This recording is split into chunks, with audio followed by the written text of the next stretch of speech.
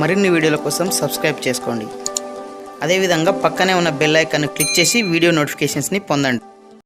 Hi friends, English వైపే అందరి చూపు అని ఒక ప్రధాన వార్తాపత్రికలో ఈ ఆర్టికల్ రావడం జరిగింది. సో దీనికి సంబంధించినటువంటి పూర్తి వివరాలు ఈ వీడియోలో తెలుసుకుందాము. సో ఫ్రెండ్స్, ఇక్కడ మనం చూడొచ్చు ఇంగ్లీష్ వైపే అందరి చూపు అని చెప్పేసి మనకి ఇక్కడ ఇవ్వడం జరిగింది. సో అదేవిధంగా ప్రైవేటు బడుల్లో 97% విద్యార్థులు మరి ఇంగ్లీష్ మీడియంలోనే చదువుతున్నారని, సర్కారు బడుల్లో కూడా 38% ఇంగ్లీష్ మీడియంలోనే చదువుతున్నారని మనకు హెడ్డింగ్ అనేది ఇవ్వడం జరిగింది. సో దానికి సంబంధించినటువంటి కొన్ని వివరాలు అనేది కూడా మనకి ఇక్కడ ఇవ్వడం జరిగింది. సో ఇక్కడ మనం చూడవచ్చు సర్కారీ సంస్థల్లో మీడియం వారీగా స్టూడెంట్స్ అనేది ఇవ్వడం జరిగింది. సో మొత్తం స్టూడెంట్స్ 26,88,951 మంది స్టూడెంట్స్ ఉంటే తెలుగులో మరి విద్య పొందుతున్నటువంటి వారి సంఖ్య 15,45,276 మంది. సో ఇంగ్లీష్లో చూసినట్లయితే 10,16,334 మంది ఉన్నారు. సో ఇక ఇతర మీడియంలో హిందీ, ఉర్దూ మొదలైన మీడియంలో చూసినట్లయితే 1,27,341 మంది విద్యార్థులు ఇతర మీడియాల్లో చదువుతున్నారు. అదే ప్రైవేట్ బడుల్లో చూసినట్లయితే మొత్తం స్టూడెంట్స్ 31,21,539 మంది విద్యార్థులు ఉంటే తెలుగు మీడియంలో 63,247 మంది మాత్రమే తెలుగు మీడియంలో చదువుతున్నారు. సో అదేవిధంగా 30,27,459 మంది విద్యార్థులు ఇంగ్లీష్ మీడియంలో చదువుతున్నారు. సో ఇతర అంటే మనకు హిందీ, ఉర్దూ మొదలైన ఇతర మీడియంలో 30,833 మంది మాత్రమే చదవడం జరుగుతుంది. సో ఇట్లా మనకు దీనికి సంబంధించి ఏటేటా తగ్గుతున్న తెలుగు మీడియం స్టూడెంట్లని, ప్రైవేట్లో తెలుగు మీడియం స్టూడెంట్లు 2% అని, ప్రభుత్వ బడుల్లో 57% మంది తెలుగు మీడియంలో చదువుతున్నారని, గురుకులాలకు పెరుగుతున్న పోటీ. సో దీనికి కారణం కూడా అందులో ఉన్నటువంటి మీడియం ఇంగ్లీష్ మీడియమే అని ప్రధానంగా మనకి ఇక్కడ చెప్పినట్లు తెలుస్తుంది. సో వివరాల్లోకి వెళ్తే రాష్ట్రంలో మారుతున్న ట్రెండ్కు అనుగుణంగా ఇంగ్లీష్ మీడియం చదువులు ఏటేటా పెరుగుతున్నాయి. ప్రైవేట్ స్కూళ్ళల్లో దాదాపు అంతా ఇంగ్లీష్ మీడియం స్టూడెంట్సే ఉండగా సర్కారు బడుల్లోనూ అటువైపు మొగ్గు చూపుతున్నట్లు తెలుస్తుంది. ప్రైవేటు బడుల్లో ప్రైమరీ స్థాయి వరకు తెలుగు మీడియం చదువుతున్న విద్యార్థుల సంఖ్య 2% ఉండగా హై స్కూల్ స్థాయికి వచ్చే వరకు ఆ సంఖ్య మరింతగా తగ్గింది. మరోపక్క సర్కారు విద్యా సంస్థల్లో ప్రైమరీలో కంటే హై స్కూల్లోనే ఇంగ్లీష్ మీడియంలో ఎక్కువగా ఉన్నారు. ఈ ట్రెండ్ కొనసాగితే 5 ఏళ్లలో రాష్ట్రంలో తెలుగు మీడియంలో చదివే విద్యార్థుల సంఖ్య 10% లోపే ఉంటుందని అంచనా వేయడం జరుగుతుంది. సో యూడైస్ 2018-19 విద్యా సంవత్సరం లెక్కల ప్రకారం స్టేట్లో అన్ని మేనేజ్మెంట్ పరిధిలోని 40,597 స్కూళ్ళలో 58,10,490 మంది విద్యార్థులు చదువుతున్నారని అధికారులు చెప్పినట్లు ఇవ్వడం జరిగింది. సో ఇందులో ఇంగ్లీష్ మీడియం స్టూడెంట్లు 40,40,793 మంది ఉండగా తెలుగు మీడియం స్టూడెంట్స్ కేవలం 16,08,528 మంది ఉన్నట్లు తెలుస్తుంది. సో మిగిలిన 1,58,169 మంది ఉర్దూ, హిందీతో పాటు ఇతర మైనర్ మీడియాలలో చదువుతున్నట్లు ఇవ్వడం జరిగింది. సో ఇంగ్లీష్ మీడియం విద్యార్థుల సంఖ్య ప్రతి ఏటా పెరుగుతూ పోతుందని ఇవ్వడం జరిగింది. సో ప్రైవేటులో తెలుగు మీడియం 2% అని కూడా ఇవ్వడం జరిగింది. సో స్టేట్లో మరి 10,549 ప్రైవేటు స్కూళ్ళలో తెలుగు మీడియం స్టూడెంట్స్ సంఖ్య 63,249 మంది. అంటే మొత్తం 31,21,539 మంది విద్యార్థుల్లో వీరి సంఖ్య కేవలం 2.03% ఉందని, ఇంగ్లీష్ మీడియం స్టూడెంట్లు 30,27,459 అంటే 96.99%, అంటే సుమారు 97% మంది మరి ఇంగ్లీష్ మీడియంలో ఉన్నట్లు తెలుస్తుంది. ప్రైవేటు బడుల్లో 5వ తరగతి నుంచి తెలుగు మీడియం స్టూడెంట్ల శాతం తగ్గింది.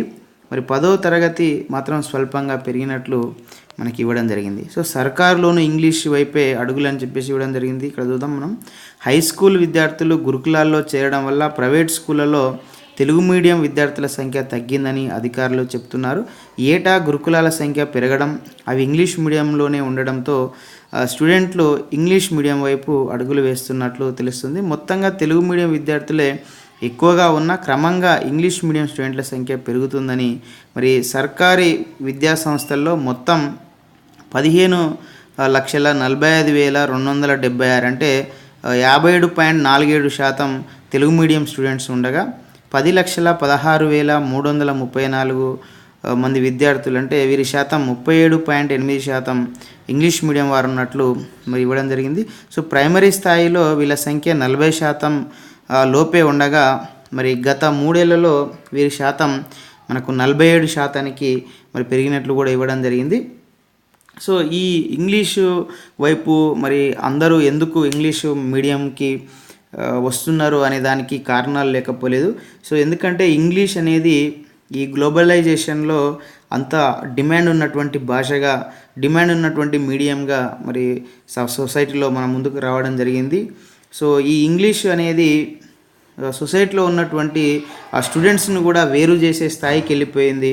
ఎవరైతే ఉన్నత కుటుంబాలు, ఎవరైతే ఆర్థికంగా ఉన్నటువంటి వాళ్ళకు ఇంగ్లీష్ విద్య అందుతుంది, ఆర్థికంగా పేద ఉన్నటువంటి వాళ్ళకు ఈ ఇంగ్లీష్ విద్య అనేది మరి అందే పరిస్థితి లేనట్లుగా ఉంది. సో అలాంటి వారందరూ కూడా గవర్నమెంట్లోనే చదువుతున్నారు కాబట్టి మరి అక్కడ ఉన్నటువంటి పిల్లలకు ఇంగ్లీష్ అనేది అందే పరిస్థితి లేదు.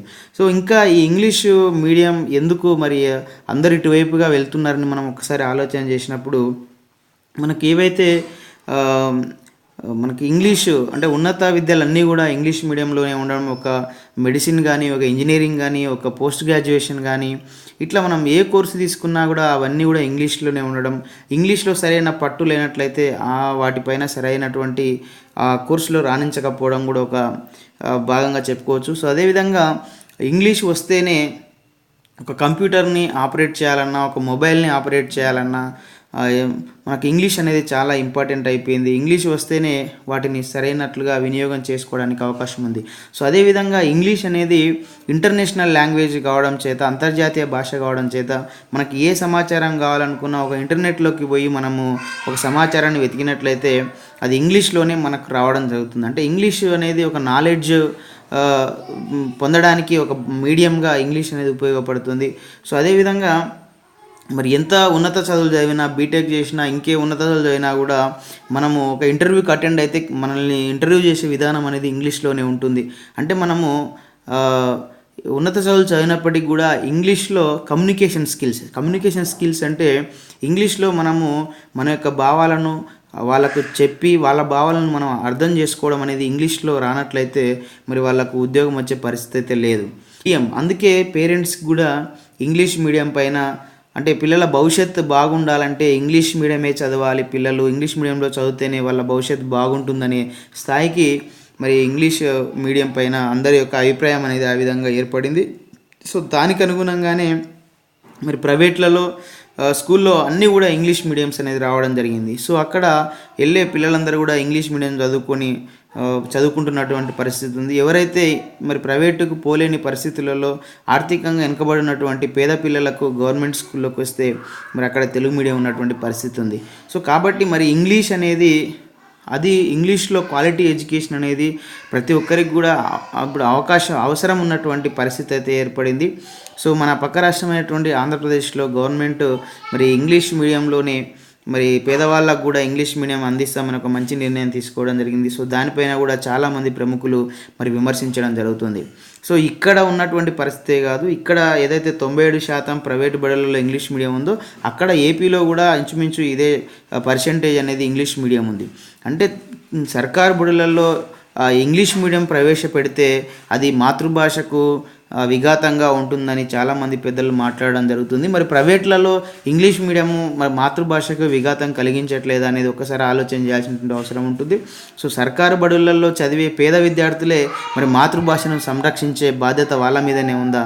మరి ఎందుకు ఒకవేళ మాతృభాషనే మరి రక్షించాలనుకున్నప్పుడు ప్రైవేట్ స్కూళ్ళల్లో కూడా ప్రైమరీ ఎడ్యుకేషన్ స్థాయిలో ఎందుకు మరి తెలుగు మీడియం పెట్టాలని చెప్పేసి డిమాండ్ చేయట్లేదు, ఆ విధంగా ఆలోచన చేయట్లేదు, అర్థం కాని పరిస్థితి ఉంది. సో సమాజంలో ఉన్నత వర్గాల పిల్లలందరూ కూడా ఇప్పుడు విమర్శించే వాళ్ళ పిల్లలందరూ కూడా ఇంగ్లీష్ మీడియంలోనే మరి చదువుతున్నటువంటి పరిస్థితి ఉంది. మరి డబ్బున్నోళ్లకు, ఆర్థికంగా ఉన్నోళ్లకు, ఉన్నతమైన కుటుంబాలు ఉన్న వాళ్ళకేమో ఇంగ్లీషు, పేద పిల్లలకు, ఆర్థికంగా లేని వాళ్ళకేమో ఇక్కడ తెలుగు మీడియం అనే పరిస్థితి అయితే సరైంది కాదు. సో కాబట్టి ప్రధానంగా మన తెలంగాణ రాష్ట్రం కానీ అటు ఆంధ్రప్రదేశ్ రాష్ట్రంలో కానీ రోజు రోజుకి స్కూళ్ళల్లో మనకు పిల్లల సంఖ్య అనేది తగ్గిపోతుంది. దీనికి ప్రధాన కారణం ఇంగ్లీష్ మీడియం.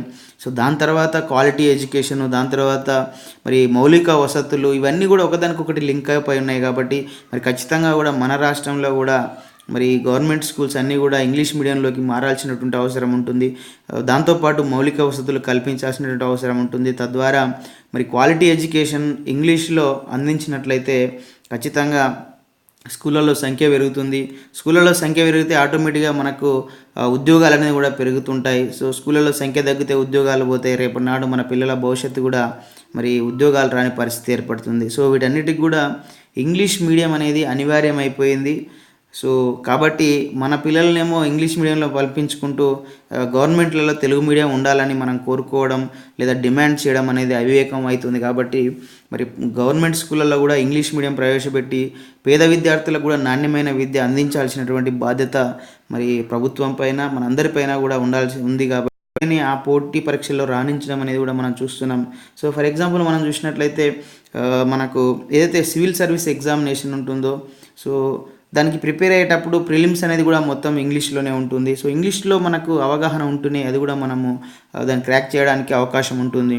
సో మనం దాన్ని చదవడానికి మెటీరియల్ కూడా మనకు ఇంగ్లీష్లోనే ఎక్కువ అందుబాటులో ఉంటుంది. సో కాబట్టి వీటన్నిటి దృష్ట్యా మరి ప్రాథమిక స్థాయి నుంచి కూడా ఇంగ్లీష్ అనేది చాలా ఇంపార్టెంట్ అయిపోయింది.